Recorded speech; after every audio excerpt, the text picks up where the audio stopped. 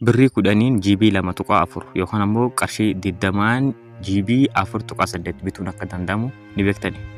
Yoo hin beektan ta'e viidiyoo kana haganumatti dhaggeeffadhaa. Kuufama kana yeroo bittan appilikeeshinii tokko sin barbaachisa jechuudha. Dirqama jechuudha. Kuufamni sun yeroo bittan teelegiraamii qofa kan inni dalagu. Kanaaf appilikeeshinii tokko sin barbaachisa jechuudha. Kanaaf isteeppii tokkoffaa fi isteeppii lammaffaa kana yoo sirriitti dhaggeeffattan kuufama kana bittanii itti fayyadamuu dandeessu jechuudha. Yoo kana achi immoo irra hedduun namaa isteeppii jalqabaa qofa yaalanii kuufamichi hin dalagu jedha jechuudha. Kanaaf viidiyoo kana yoo haga hundumatti hin dhaggeeffan yookaan ammoo isteeppii kana lamaanuu yookaan hin goone taate kuufamichi siif hin dalagu jechuudha. Kanaaf jalqaba kuufamicha karaa kuufama Itiyoo Telekoomii bitanii hundumaanuu bituu ni dandeessan. Karaa teelebirriitiinis karaa urjii 999 irra hedduun namaa teelebirrii hin qabu waan ta'eef karaa kanaan isin agarsiisa. Karaa teelebirrii isin agarsiisu. Asiin yeroo itti bilbiltan jechuudha. Kuufama lakkoofsa 7 irra jiru kan itti argitanii jechuudha.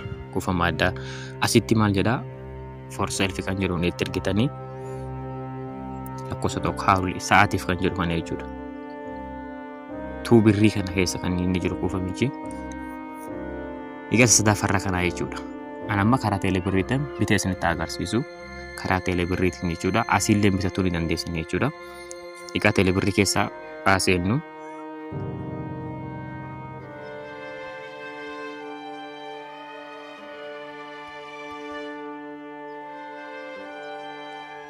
Egaa teelebirrii keessa seennee booda asitti eertaayimii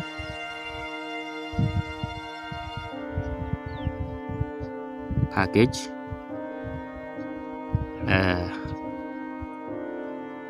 asitti for your special need kuufama fedhii addaa kan jedhu jechuudha afaan Oromoo irratti ol butuudhaan isa kennuu kana jechuudha. Telegram Tio House package kan jedhu jechuudha.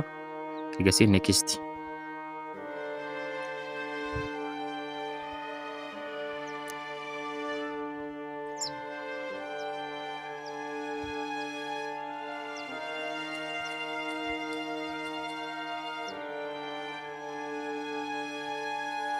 egaa kuufamichi bitamee jira jechuudha.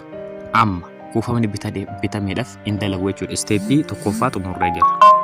Kanaaf isteeppii lammaffaa kana sirriitti dhaggeeffadha. Yoo kana hin goone ta'e kuufamni sun isiniif hin dalagu jechuudha. Gara Play Store deemtanii jalqaba aappii kana buufachuu qabdu. Osoo kuufama kana hin binne jechuudha maallaqa keessaniin aappii kana dirqama buufachuu jechuudha. Yoo kana hin qabaanne hin dalagu jechuudha kuufamni sun. TRM Tunnel application jedhamu jechuudha.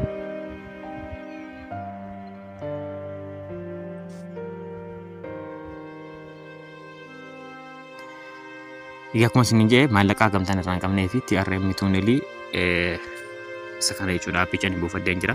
Kinooti TRM Tunnel application kana dirqama bilbila keessan irraa qabaachuu qabdan jechuudha. Osoo kuufama hin binne jechuudha. Maaliif hin dalagu waan ta'eef jechuudha kuufamichi isteeppii lammaffaa kana irratti amma hidhee Play Store akka dalagu isinitti agarsiisa. Asitti Itiyoo Telekoom Telegram package kan jedhu kana irratti tuqnaa jechuudha.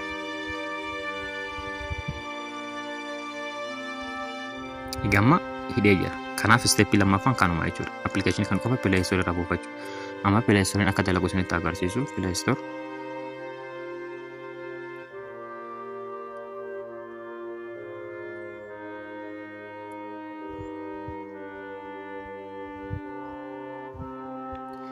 Gafna Play Store illee dalagee jira jechuudha. Akka namoo maallaqa irraa hin qabne kinoo irra hedduu namaa isa kana ni beeka. Nama mormuudhaaf qofa jechuudha. Kinoo asitti no internet kan jedhu kana. Kanaaf inni kun yoo ati kaardii yookaan ammoo paakeejii irraa hin qabaanedha kan inni bahu jechuudha. Garuu ammoo paakeejiin kun qarshii 2 meegaabaaytii 408 sa'aatii 2 qofa kan inni turu. Garuu wanti beeku qodana sakatti jechuudha. Sa'aatii 2 fayyadamtanii yeroo sa'aatii 2 xumurame ammallee irra deebitanii bittan. Fakkeenyaaf guyyaatti qarshii 10 ol sa'aatii 5 ol daataa namni maali sa'aatii 10 ol daataa gubbaan turu yoo sa'aatii 24 kan turtan taate qarshii 20 qofa baaftanii jechuudha. Garuu ammoo GB 4.8 kan isin fayyadamu.